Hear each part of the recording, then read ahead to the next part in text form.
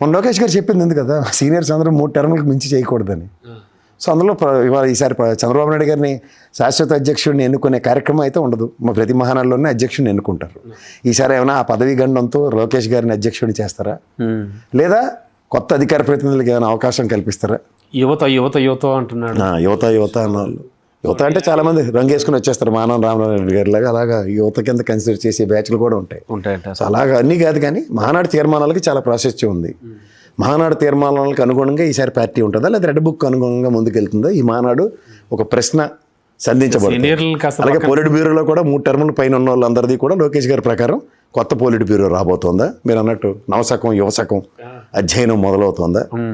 రంగు రుచి వాసన ఏమైనా మారిపోతుందా? పసుపుమయం వల్ల ఎర్రమయం కనిపిస్తుందా లోకేష్ గారు? ఖచ్చితంగా ఉంటుంది.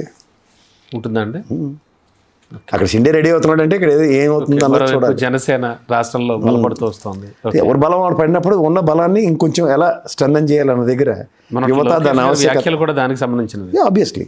అందుకే మనం అంటే అది చంద్రబాబు నాయుడు గారి దగ్గర నుంచి మొదలు పెడతారంటారా? అది ప్రక్షాళన ఎక్కడి నుంచి మొదలెట్టాలి? తన ఇంట్లోంచి మొదలెట్టాలి కదా. ఓకే, నా ఇంటికి ప్రక్షాళన అక్కర్లే, ఊరంతా ప్రక్షాళన చేస్తానంటే ఎలా కుదురుతుంది?